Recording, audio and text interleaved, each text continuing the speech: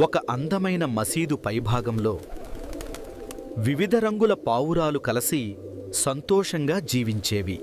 ఎక్కడ చూసినా శాంతి, ప్రశాంత వాతావరణం. రంజాన్ సమీపించింది.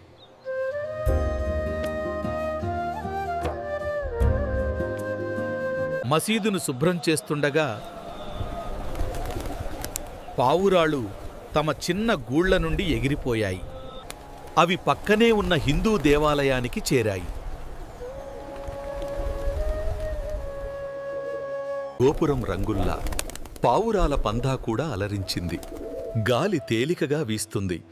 సంపూర్ణమైన సంతృప్తి. దేవాలయం లోపల రాళ్ల స్తంభాల మధ్య పావురాలు కొత్త ఇంటిని నిర్మించాయి. అక్కడ శాంతినే కనుగొన్నాయి. దసరా వచ్చేసరికి అలంకరణలు మొదలయ్యాయి. పావురాలు మళ్లీ తమ రెక్కలను చాచాయి. కొత్త ప్రయాణం మొదలైంది.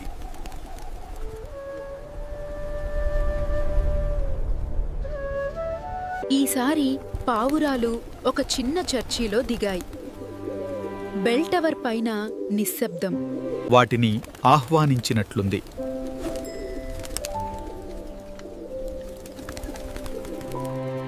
క్రిస్మస్ వచ్చేసరికి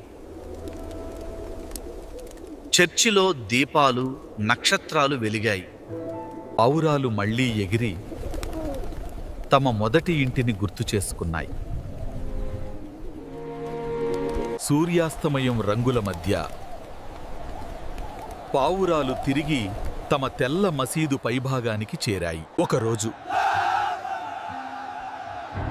మసీదు బయట ఉన్న మార్కెట్లో పెద్ద గొడవ ప్రారంభమైంది. హిందువులు, ముస్లింలు ఒకరిపై ఒకరు అరుస్తున్నారు. పావురాలు పైనుంచి చూస్తూ దిగులు పడ్డాయి.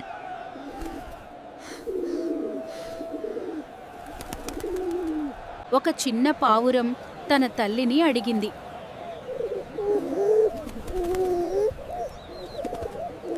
అమ్మా, వాళ్ళు ఎవరు? ఎందుకిలా తన్నుకుంటున్నారు? వాళ్ళు మనుషులు బుజ్జమ్మ.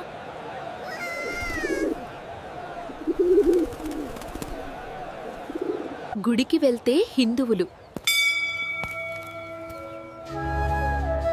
మసీదుకి వెళ్తే ముస్లింలు,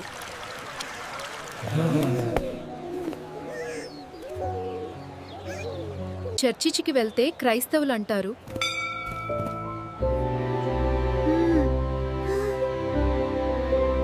మనమైతే మసీదు, గుడి, చర్చిలు తిరిగినా మనము ఎక్కడైనా పావురాలమే కదా? అవునమ్మా, ఎక్కడైనా మనం పావురాలమే. మరి మనుషులు కూడా ఎక్కడికి వెళ్ళినా మనుషులే కదా?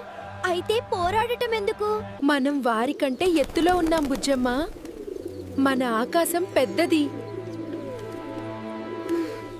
సర్వజీవుల్లో అత్యంత మేధావి అయిన మనిషే. కులము, మతము, జాతి అంటూ గోడలు కట్టుకున్నాడు. ఆ గోడలను పోగొట్టుకొంటేనే మన ఎత్తుకి ఎదుగుతాడు.